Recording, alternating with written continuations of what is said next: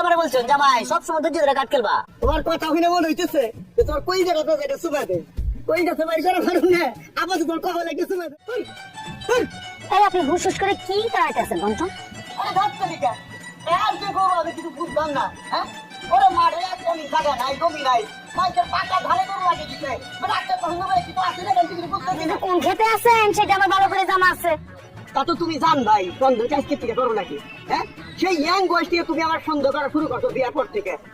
কি সন্দেহ করতে বাকি রাখছো সেরকম পাশের বাড়ি ভাবি থেকে শুরু করে গ্রামের সুন্দরী মেয়ে নিয়ে তুমি আমার সন্দেহ করে এখন তোমার সন্দেহ গেল না। আমি বুঝলাম না এই যে গরু ধান খেতেছে এটা তুমি বিশ্বাস করতেছো না, আমার কথা তুমি সন্দেহ করতেছো বিশ্বাস করতেছো সেটা কি গরু ডাকে না ছাগলে ডাকে আমি সেটাই বুঝলাম না।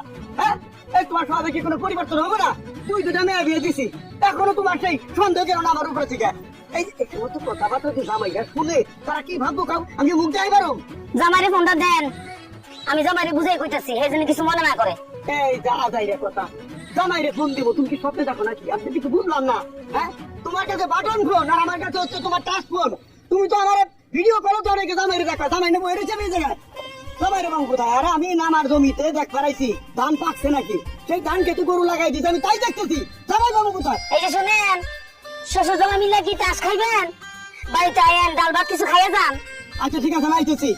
তোমার জামাই কথা আমি কই না, জামাই কইছে আমি জানি আজাইরে কথা খালি মিশা কথা। এই তোমার শাশুড়ি তাতে যাবে কিছু বাড়িতে কি কথা সব জলদি যাই লোকজন তাতে দে লাভ নাই।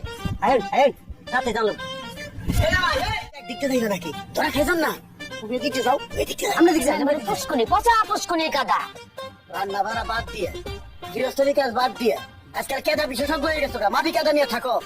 যেদিন থেকে আপনার সংসারে আইছি না সেদিন থেকে অনেক কিছু শিখতে আছি। আচ্ছা নিজে তো বিয়াটা কইরা সারাটা জীবন গর্দমায় থাকলেন, এমনকি মাইয়া জামাইটারও সারা জীবন গর্দমায় বানিয়ে রাখবেন। হ্যাঁ দরকার রাখো সোনালি কই ও লুঙ্গি আরাম চালাতে আরে তো লুঙ্গি আরাম চালানো কি ধরেছে কায়াম কিসে ডুব দিবা মানে? কত ঘামায় টামায় আসছো তুমি। তুমি আগে ঘরে যাও, ঠান্ডা হও, তারপরে ডুব দিও। আচ্ছা তোমারে কি আমি এক গ্লাস ঠান্ডা করে লেবু দিয়ে শরবত বানিয়ে দিব? দিতে পারো তো সিঁড়িটা বাড়া দিয়ে দেন ঠিক আছে। আচ্ছা মা, লেবু তো কষ্ট কইরা কাজ কইরা আইছে, শুধু লেবু শরবত দিবি, একটু দই দিলে ভালো হয় না? কথাটা অবশ্য তুমি খারাপ কও নাই, যে গরম খেলে শরীরটা ঠান্ডা থাকে, কিন্তু ঘরে তো মনে হয় দই নাই।